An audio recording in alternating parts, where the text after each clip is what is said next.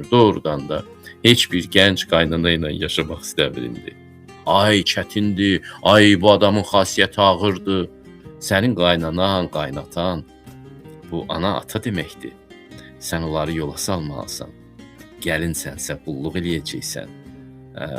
İndi təbii ki, çətinliklər olur, amma sizə bir şey söyleyeyim. Sizin xarakterinizdə olan problemlərə görə müvafiq olaraq Allah sizin qarşınıza çətinliklər çıxarır. Siz çətinlikləri də doğru oxuya bilmirsiniz, ha? Sizə elə gəlir ki, çətinliklər təsadüfi gəlir. Bu Allahsız yanaşmanın nəticəsidir. Heç kimin həyatına çətinlik təsadüfi gəlmir. Heç bir. İnanın ki, çıxanda padyezdə bir yaramazla rastlaşdınız, sizə bir sərt söz dedi, ya bir dalaşdı, vurdu sizi. Dediniz, bu nə idi sabah-sabah mənim başıma gəldi? Bu mənim başıma gəlməli deyildi. Oturun fikirləşin ki, Allah bunu sizə niyə yaşatdı? Heç nə təsadüfi deyil. Heç nə.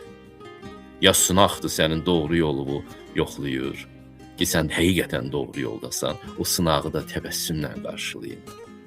Ya da yolu azmısan, sənə qapaz gəlir ki, sən özü düzəldəsən. Əgər sən ayıqlıq yolunu gedirsənsə, sən özün bunu fərqləndirəcəksən. Bu nə idi belə? Ona görə sənin qarşına sanki qədir bilməz bir qaynana çıxıbsa, sanki zalım bir qaynana, sən qaynatalar o qədər problem yaratmırlar. Söhbət qaynanadan gedir. Belə bir sıxıntı varsa, sən bir otur fikirləş, Allah niyə görə bunu sənin qarşına çıxartdı? Və sən bu vəziyyəti necə transformasiya edə bilərsən? Necə dəyişdirə bilərsən vəziyyəti öz xeyrinə? İndikilər heç bir əziyyət çəkmək istəmir. Mən qaçacam buradan. Mən bu situasiyadan qaçmaqla transformasiya edəcəm. Elə qaça-qaça gedirlər, kal da ölürlər.